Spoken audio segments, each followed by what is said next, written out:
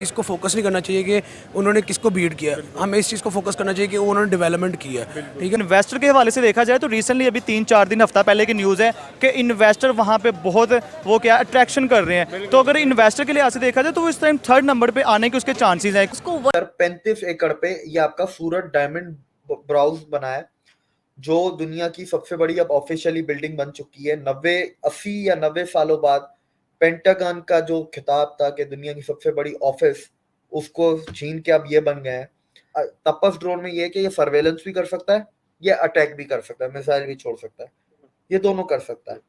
और ये आपके 24 या 27 घंटे आपकी फ्लाई कर सकता है, और ये रेडार पे नहीं आता।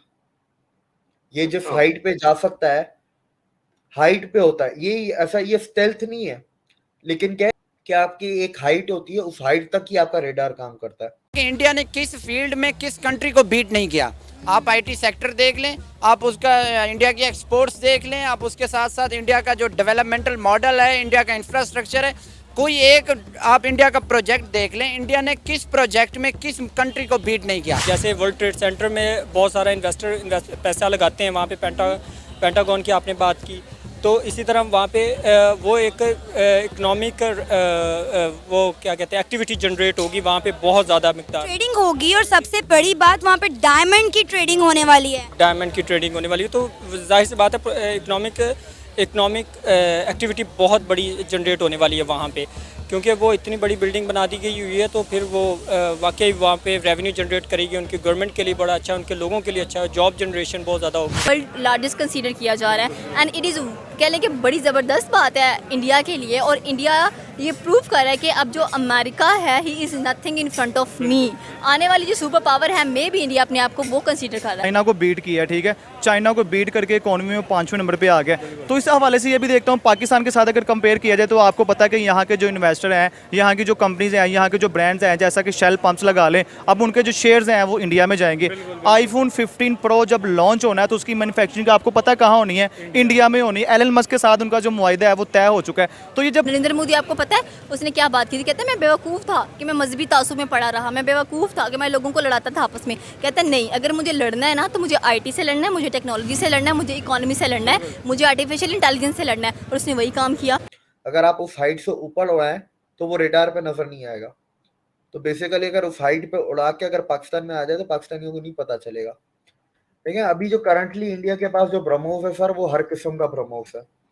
उसके अंदर आपका एयर टू एयर है, सरफेस टू एयर है, आपका सी टू सी है, सी टू सरफेस है, एयर टू सरफेस है, ठीक है, एयर टू सी है, मतलब और टॉर्पीडो वाला एक ब्रह्मोस भी है।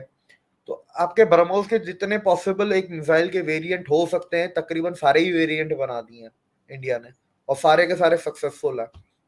और इंडिया के ब्रह्मोस की खासियत ये है, किसी भी रडार में नहीं आता। ये आप देखें, बैलिस्टिक मिसाइल पहले ऊपर जाएगा, ऊपर से फिर नीचे आता है। सुपरसोनिक मिसाइल आपका ऊपर नहीं जाता है, ब्रह्मोस यूं नीचे से यूं रास्ते बनाते बनाते निकलता है, और ये रडार में नहीं आएगा कभी भी। तो दुनिया का कोई ऐसा डिफेंस सिस्टम सर, यहाँ तक कि S-400 भी ब्रह्मोस को नहीं रोक सकता। अभी कल परसों खबर आई कि इराक ले रहा चाहता है JF-17। इराक की सर मैंने पूरी अखबारें छान मारी, ऑनलाइन न्यूज चैनल इराक के एक एक खोल के देख लिए, इराक में कहीं ये खबर नहीं है, और ये खबर सिर्फ पाकिस्तान में चल रही है। अब इसमें कितनी सच्चाई है कितनी नहीं, कल किसी इराकी में कोई गैरत हो तो वो आके बोल देगा कि भाई हम नहीं ले रहे। जैसे पेंटागन वाले पूरी दुनिया को कंट्रोल कर रहे हैं उसी इंडिया यानी बिल्डिंग से, तो डेफिनेटली ये भी अपने आईटी सेक्टर और बाकी दुनिया को उसी से कंट्रोल करेंगे, अपने ट्रेड को बढ़ाएंगे, क्योंकि जिसके पास पैसा है आजकल उसी की इज्जत है उस मुल्क की। कराची की एक लड़की है, उन्होंने ऐनक बनाई है, ऐनक के थ्रू जो मोटरवे पे और जो ट्रैफिक के हादसा हो रहे थे उनको बचाने के लिए कि जो ड्राइवर वो ऐनक पहनेगा उसके बाद उसको नींद आ ही नहीं सकती। तो कल परसों नासा ने उस लड़की को ऑन कर लिया और बुला लिया। तो ये तो बात सरीहन गलत है, और मैं इस चीज़ पर बिल्कुल भी बिलीव नहीं करता कि टैलेंट को आगे आने के लिए अपॉर्चुनिटी की ज़रूरत होती है। टैलेंट जो होता है वो खुद ब खुद आगे आता है और अपनी स्पेस बनाता है। इंडियन यूथ है और जो इंडियन टैलेंट है वो पूरी दुनिया में इस वक्त जगमगा रहा है। आप आईटीज़ की बड़ी कंपनीज़ में देख लें, इंडियन की भरमार हुई पड़ी है, सॉफ्टवेयर इंजीनियर्स की, इंडियन चीफ एग्जेक्टिव्स हैं वहाँ पे। सुंदर पिचाई गूगल के CEO इंडियन हैं, यूट्यूब के देख लें, फेसबुक के देख लें। तो इंडियन टैलेंट जगमगा रहा है। वो किस वजह से जगमगा रहा है? कि उनको फेवरेबल पॉलिसीज़ मिली हैं उनकी यूथ को। तो कैसे हैं आप? अल्लाह का शुक्र, आप सुनाएं। मैं ठीक ठाक। क्या नाम है? अवैस, बस भाई क्या करते हैं? मैं स्टूडेंट हूँ। अच्छा, स्टूडेंट है माशाल्लाह। फिर आपके नॉलेज में होगा कि इंडिया ने रिसेंटली वर्ल्ड का लार्जेस्ट ऑफिस बनाया है। यूएसए का एक ऑफिस था मिलिट्री बेस, जिसको उनका मिलिट्री बेस था पेंटागन के नाम से, शायद आपको आइडिया हो, उसको बीट किया। तो इस बारे में क्या कहना चाहेंगे? यार मेरी नज़र में देखो, यहाँ पे मैं अक्सर आता हूँ तो मुख्तलिफ यूट्यूबर्स ना ऐसे ही कुछ ना कुछ ट्रिकी से क्वेश्चन करते हैं कि यार इंडिया ने ऐसे कर लिया, पाकिस्तान का स्टैंड कर रहा है, या इंडिया ने उसको बीट कर दिया, उसको भी, रशिया को बीट कर दिया, जापान को बीट कर दिया। तो मेरी नज़र में देखें, हमें इस चीज़ को फोकस नहीं करना चाहिए कि उन्होंने किसको बीट किया, हमें इस चीज़ को फोकस करना चाहिए कि उन्होंने डेवलपमेंट किया है। ठीक है, तो माना हमारे यहाँ पे स्कूलों, कॉलेज, यूनिवर्सिटीज़ में हमें पढ़ाया जाता है कि इंडिया हमारा दुश्मन मुल्क है, या हमारे बचपन से इनके साथ दुश्मनी है, जब से बड़े सगीर पाक था तब से इनके साथ हमारी दुश्मनी है। तो ठीक है, माना वो अपनी जगह पे, लेकिन हम एक इंसानियत के फैक्टर को सामने रखते हैं। देखें ना कि डेवलपमेंट कौन ज़्यादा बेहतर कर रहा है, इंडिया कर रहा है डेवलपमेंट अपने मुल्क के लिए, तो हमें उनसे उनके फैक्ट्स एंड फिगर्स को देख के पाकिस्तान के बारे में कुछ सोचना चाहिए। तो इसमें मेरी नज़र में जो है ये कोई जुर्म नहीं है कि आप किसी के फैक्ट्स एंड फिगर्स को फॉलो करते हैं, अपने लिए बेहतरी कर रहे हो। तो बाकी जैसे आपने बात की कि उन्होंने उसको बीट किया, तो मेरी नज़र में उनके लिए कोई बड़ी बात नहीं है कि उन्होंने इस कंपनी को पेंटागन को बीट कर दिया। तो वो सिर्फ पेंटागन ही नहीं, मेरे ख्याल से यूएसए को भी बीट कर सकते हैं। बिल्कुल सर, मैं इसी बात से हेलो एंड वेलकम फ्रेंड, मैं हूं मुजफ्फर चौधरी और आप देख रहे हैं हमारा यूट्यूब चैनल परफेक्ट रिएक्शन। दोस्तों, इस वक्त हमारे साथ मौजूद हैं दिव्य कुमार जी। किसी तारुफ के मोहताज नहीं हैं, बहुत ही नॉलेज रखते हैं, बहुत आप लोग इनको बहुत पसंद करते हैं और आपकी बार बार फरमाइश होती है कि जी आप डेली दिव्य जी से किसी न किसी टॉपिक पे ज़रूर बात करें। तो पहले सर मैं आपको वेलकम कहता हूँ अपने शो में। वेलकम, थैंक यू आपकी आने के लिए। सर, मुझे बुलाने के लिए शुक्रिया, थैंक यू। अच्छा दिव्य, आज 3-4 टॉपिक हैं। एक तो ये है कि सबसे पहले तो ये है कि एक CNN ने रिपोर्ट दी है जिसमें बताया गया है कि सूरत में एक बहुत बड़ा दफ्तर है, दुनिया का सबसे बड़ा ऑफिस जो है वो अब इंडिया के अंदर है, सूरत के अंदर है। सबसे पहले पेंटागन था सबसे बड़ा, अब इंडिया के अंदर सूरत है।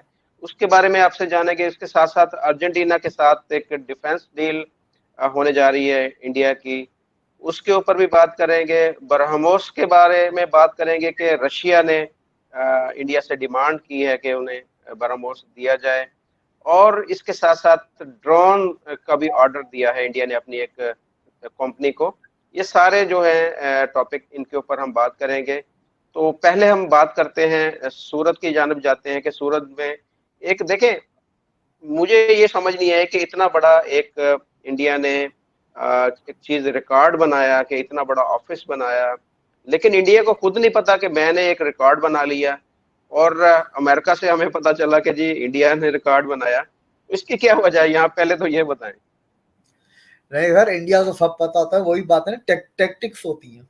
इंडिया को सब पता है, लेकिन खुद अगर बोल देंगे उसमें मजा कहाँ है। CNN बोलेगा तब मजा आएगा ना, इसलिए खुद चुप रहो, खुद बोलोगे इनॉग्रेट हो गया, बन गया, बाकी दुनिया को करने दो कैलकुलेशन। ये तरीके होते हैं एडवर्टाइजमेंट के, आपको भी पता है सर ये चीजें। अच्छा, अब इसके बाद देखें, ये सूरत का जो है ये आपकी वो हमारे यहाँ पर मिसाल है कि काम वो है जो जिसे दुनिया बोले, ये यहाँ पर ये मिसाल होती है। बिल्कुल बिल्कुल ऐसा ही है, ऐसा ही है। तो सर ये हुआ है कि सूरत, ये गुजरात में 3 सिटीज बना रहे हैं। एक आपको गिफ्ट सिटी का आपको पता है, एक ढोलेरा है जो स्मार्ट सिटी इंडस्ट्रियल बना रहे हैं, और ये है तीसरा ड्रीम सिटी, जिसका ड्रीम सिटी है diamond research and mercantile city. ठीक है, तो ये पूरी एक डायमंड की इंडस्ट्री जितनी भी है उसको एक कंबाइन करके एक अच्छी जगह पे, एक तरीके से समझ लें कि डायमंड इंडस्ट्रियल पार्क जैसे होता है वैसा बना रहे हैं। तो ये सूरत में बन रहा है, ये 2000 एकड़ पे बन रहा है, और ये पूरा कंप्लीटली तैयार होके जो खुलेगा वो होगा 2030 में।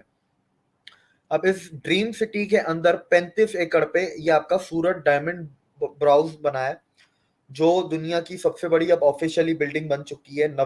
80 या 90 सालों बाद पेंटागन का जो खिताब था कि दुनिया की सबसे बड़ी ऑफिस, उसको छीन के अब ये बन गए हैं। तो अब सूरत डायमंड ब्राउजर इस तरीके से समझें कि अब दुनिया में पहले क्या होता था कि दुनिया के 95% diamonds cut and polish India में होते थे, ठीक है, लेकिन इस बिल्डिंग के बाद दुनिया में डायमंड के रेट ऊपर नीचे जो हो गए ना वो इंडिया करेगा। ट्रेडिंग, ये ट्रेडिंग ऑफिस है, इसके अंदर कोई भी फैक्ट्रीज या वर्कशॉप्स नहीं है, वो अभी बाकी ड्रीम सिटी में बनेंगी। इस 35 एकड़ में सिर्फ ऑफिस और ट्रेडिंग ऑफिस हैं आपकी। जो दुनिया से जैसे कच्चा डायमंड खरीदना है या तैयार डायमंड बेचना है या आपस में डीलिंग करनी है, ये वो है। और इसके अंदर सर 4,500 ऑफिसेज हैं और करीब 9 टावर हैं 15-15 माले के, ग्रीन बिल्डिंग है, लीड सर्टिफाइड प्लेटिनम बिल्डिंग है ये। जिसको इंडिया ने बीट कर दिया है। इंडिया ने अपने शहर गुजरात में दुनिया की सबसे बड़ी बिल्डिंग बनाकर, क्या कहेंगे? जी, मैं यही कहना चाहूँगा कि इंडिया ने किस फील्ड में किस कंट्री को बीट नहीं किया। आप आईटी सेक्टर देख लें, आप उसका इंडिया की एक्सपोर्ट्स देख लें, आप उसके साथ साथ इंडिया का जो डेवलपमेंटल मॉडल है, इंडिया का इंफ्रास्ट्रक्चर है, कोई एक आप इंडिया का प्रोजेक्ट देख लें, इंडिया ने किस प्रोजेक्ट में किस कंट्री को बीट नहीं किया। इंडिया चंद्रयान जब इंडिया का फेल हुआ, हम लोग उस पर जो है अपनी दादें वसूल करते रहे कि इंडिया का जो मिशन था वो नाकाम हो गया। हम लोग उस पर खुश होते रहे, हमें ये नहीं पता था कि 2 साल बाद वो कामयाब हो जाएंगे और हम लोग वहीं के वहीं पर रहेंगे। हम आज भी वहीं पर हैं, उनका मिशन कामयाब हो गया। अब हमारी सफ़ों में जो है वो खलबली मची हुई है, सफ़े मातम बिछी हुई है कि इंडिया जो है वो आसमान तक चला गया, हम लोग अभी तक यहीं पर हैं, हमारे साथ कुछ नहीं हुआ। हम तो ज़मीन पर ही तरक्की नहीं कर सके, आसमान पर जाना तो बहुत दूर की बात है। कुछ दिन पहले इंडिया के प्राइम मिनिस्टर नरेंद्र मोदी ने एक स्टेटमेंट दी थी।